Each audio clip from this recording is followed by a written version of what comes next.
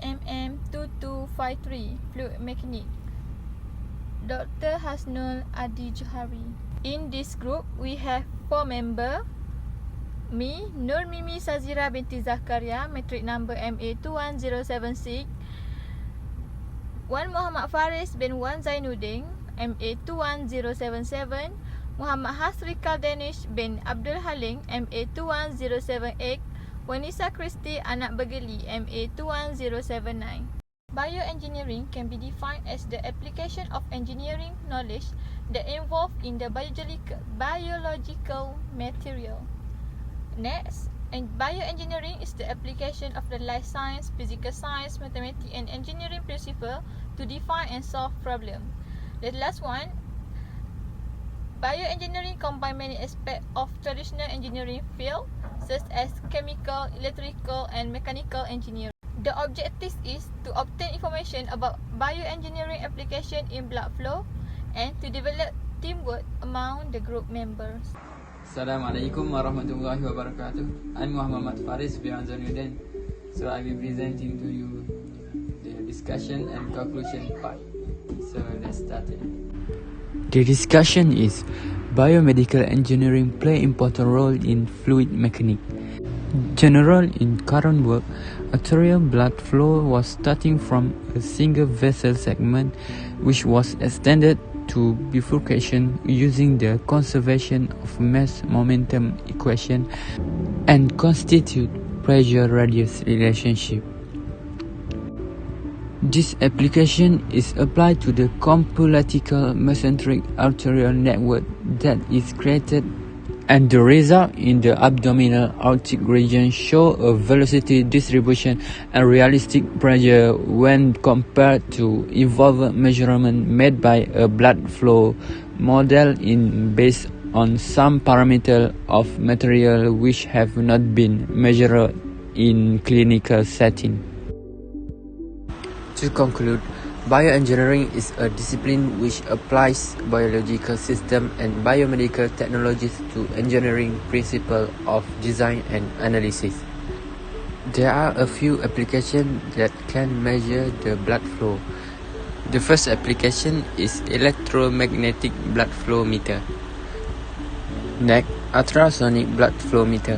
Lastly, NMR blood meter, which is a non-invasive approach based on the theory of nuclear magnetic resonance. And that's all from us. Thank you and Assalamu alaikum.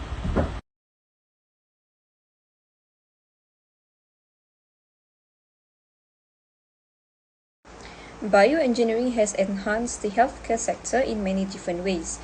Bioengineering is a broad profession with innovations in various areas. They include biomechanics, biomechatronics, biomedical electronics, tissue engineering, orthopedic bioengineering, and many more. Biomechanics applies classical mechanics such as statics, dynamics, fluids, and thermodynamics to medical issues. The study of motion, flow within the body and in devices, deformation and transport of chemical constituents across synthetic media and biological end membranes. Laminar and turbulent blood flow. Blood is not a homogeneous fluid and blood vessels are not perfectly cylindrical. Flows in homogeneous fluids are laminar up to a Reynolds number of about 2,300 and turbulent after that at around 4,000. As a flow becomes turbulent, unsteady vortices appear and interact with one another, resulting in the formation of eddy currents. Turbulence occurs naturally in areas of the circulatory system with relatively high Reynolds number, such as the ventricles and ascending aorta.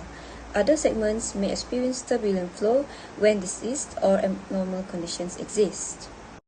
Red blood cells movement. Red blood cells can circumnavigate the circulatory system in one of 3 ways: tumbling, swinging, or tank treading. At low shear rates, red blood cells have a proclivity to tumble. This is the point at which they completely rotate around their axis with little to no deformation. As shear stress increases, they undergo quasi-deformation and rotate from 180 degrees at tumbling to a range of 5 to 26 degrees while swinging. They then completely transform into tank treading motion, which is characterized by significant red blood cell deformation and quasi-steady motion.